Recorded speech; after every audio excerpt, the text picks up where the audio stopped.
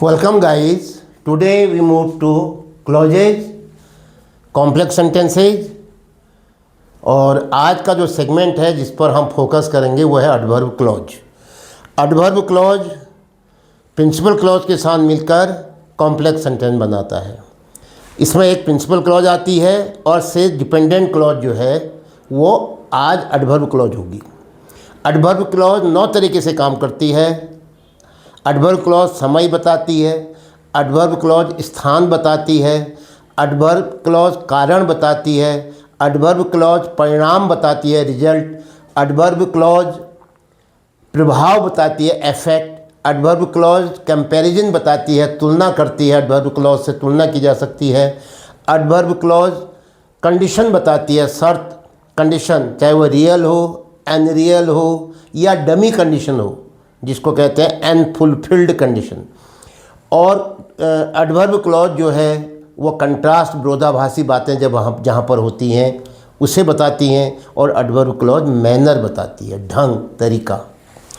चलिए अब आप कोशिश करोगे कि जो आप प्रिंसिपल क्लॉज के साथ दूसरी क्लॉज जोड़ोगे वो क्या है। एडवर्ब क्लॉज ऑफ टाइम हो सकती है, एडवर्ब क्लॉज ऑफ प्लेस हो सकता है, एडवर्ब क्लॉज ऑफ रीजन हो सकता है, एडवर्ब क्लॉज ऑफ रिजल्ट हो सकता है, एडवर्ब क्लॉज ऑफ कंपैरिजन हो सकता है, एडवर्ब क्लॉज ऑफ कंडीशन हो सकता है, एडवर्ब क्लॉज ऑफ कंट्रास्ट हो सकता है, एडवर्ब क्लॉज ऑफ मैनर हो सकता है। ये आपकी स्टडी पर निर्भर करेगा कितनी बुद्धिमत्ता से आप इसको बनाते हैं।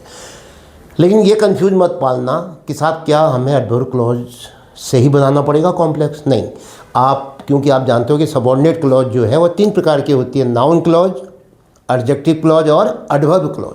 जिस ढंग से आपने नाउन और एडजेक्टिव पढ़े उसी तरीके से मैं आपको 9 जो मैंने कहा कि 9 तरीके से काम करती है एडवर्ब क्लॉज, वो 9 तरीके से आपने 9 एक्सरसाइज तैयार करी और आज उसको you are put to test. Exercise के माध्यम से आपको क्या करना है बताना है हमें। Combine the following set of simple sentences into one complex sentence by using an adverb clause. नीचे दिए गए जो सिंपल सेंटेंस के सेट दिए हैं आपको, इनको जोड़ करके आपको एक कॉम्प्लेक्स सेंटेंस तैयार करना है और मदद लेनी है केवल आज के दिन एडवर्ब क्लॉज से। भले ही वो सेंटेंस वो सेट नाउन से भी बन सकता है, एडजेक्टिव से भी बन सकता है, लेकिन आपको अलाउ नहीं है, आज परमिशन नहीं है। आज आप कोशिश करोगे कि हम एडवर्ब क्लॉज से ही बनाएंगे ताकि हम एडवर्ब क्लॉज को समझ सकें ढंग से। एडवर्ब क्लॉज क्या होती है? Adverb clause defines verb, adjective and adverb. ख्याल रखना। Next sentence number 1, the football match began. Football match प्रारंभ हुआ। इट स्टार्टेड रेनिंग, वर्षा आरंभ हो गई। इट स्टार्टेड रेनिंग, वर्षा आरंभ हो गई। अब आप समझ गए होंगे, वर्षा आरंभ हो गई, फुटबॉल मैच आरंभ हुआ, एक वाक्य, वर्षा आरंभ हो गई दूसरा वाक्य। तो ये तो एडवर्ब क्लॉज ऑफ, एक को हम प्रिंसिपल क्लॉज बनाएंगे, दूसरा जो है एडवर्ब क्लॉज ऑफ टाइम की ओर संकेत कर रहा है। क्या हुआ? वर्षा हो गई, या जब फुटबॉल मैच आरंभ हुआ वर्षा हो गई। वर्षा हो गई, वर्षा शुरू हो गई जब फुटबॉल मैच आरंभ हुआ। भाई देखो, वर्षा हो गई, फुटबॉल मैच आरंभ हुआ, मतलब क्या हुआ? वर्षा हो गई। तो कौन किसको लेते हो जब में? जब फुटबॉल मैच आरंभ हुआ वर्षा हो गई, कुछ देर चला होगा, उसी समय फिर वर्षा शुरू हो गई। तो ज़्यादा अच्छा रहेगा when the football match began it started raining. ये ज़्यादा अच्छा लग रहा है। तो इसलिए सबऑर्डिनेट क्लॉज पहले आ रहा है, डिपेंडेंट क्लॉज। तो लिख लो, कोई दिक्कत नहीं है, पहले ही लिख लो उसको। When the football match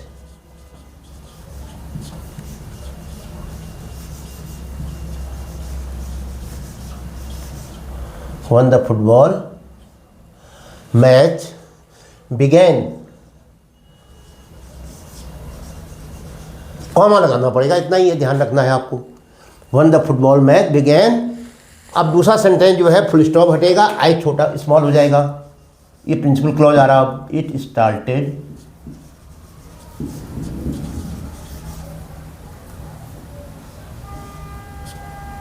raining.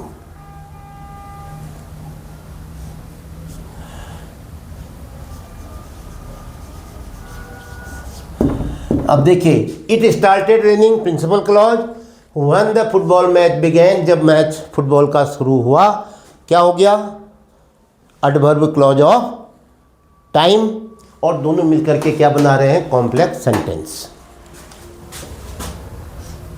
अब सेकंड ध्यान दो, he worked hard, he failed in the examination.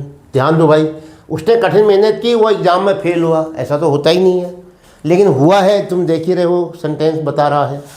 तो कैसी बातें हैं ये, विरोधाभासी। तो अब ये तो तुम्हारी समझ में आ गया कि इसमें जो सबऑर्डिनेट क्लॉज होगी, डिपेंडेंट क्लॉज जो होगी, वो क्या होगी, एडवर्ब क्लॉज ऑफ कंट्रास्ट, विरोधाभासी बातें हैं। अब आपके समझ में इतना आना चाहिए कि जब कंट्रास्ट की बात आती है तो कंजक्शन क्या होता है, though, although, as, much as, just as, while. तो हम दो और ऑल्दो से काम चला लेते हैं। देखो, ऑल्दो ही वर्कड हार्ड, भले ही उसने कठिन मेहनत की थी, यद्यपि उसने कठिन मेहनत की थी, तो भी he failed in the examination, वो परीक्षा में फेल हो गया। तो किससे शुरू करोगे, although.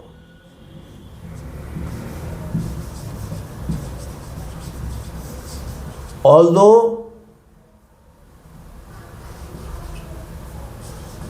He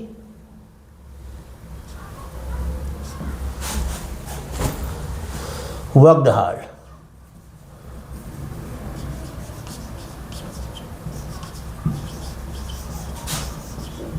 although he worked hard, comma लगाना पड़ेगा आपको यहाँ पर। अब प्रिंसिपल क्लॉज आएगी, he failed in the examination।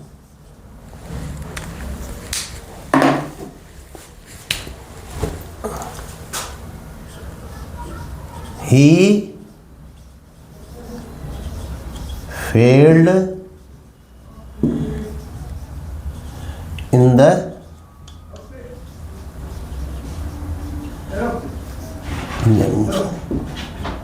he failed in the examination, although he worked hard, subordinate clause showing contrast, he failed in the examination, principal clause। दोनों मिलकर के क्या बना, complex sentence. Now we move to sentence number 3। क्या है sentence number 3, he was quite tired, वह बिल्कुल थका हुआ था, वह अत्यधिक थका हुआ था। ही कुड स्केर्सली स्टैंड, वह मुश्किल से खड़ा हो पा रहा था। ही कुड हार्डली स्टैंड, वह बड़ी कठिनाई से यानी मुश्किल से खड़ा हो रहा था। तो क्या कहोगे, ही वॉज क्वाइट टायर्ड। अच्छा, ये भी नहीं बना, इसको देखो, ही कुड स्केर्सली स्टैंड, इसको प्रिंसिपल क्लॉज बनाओ तो वह मुश्किल से खड़ा हो पा रहा था। क्यों, क्या कारण था, बताओ, कारण बताओ।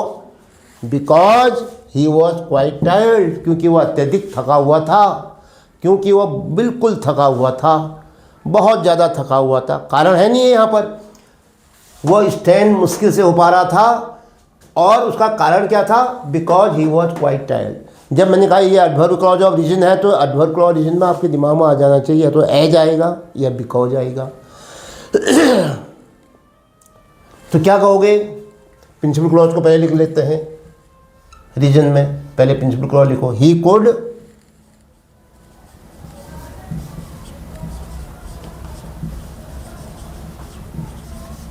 Scarcely stand. लीजिए, वो मुश्किल से खड़ा हो पा रहा था, भाई क्या कारण था बताओ तो एडवर्ब क्लॉज ऑफ रीजन किससे शुरू होता है, एक शब्द तभी याद रखो, वो है बिकॉज, क्योंकि। He was quite tired, H small हो जाएगा।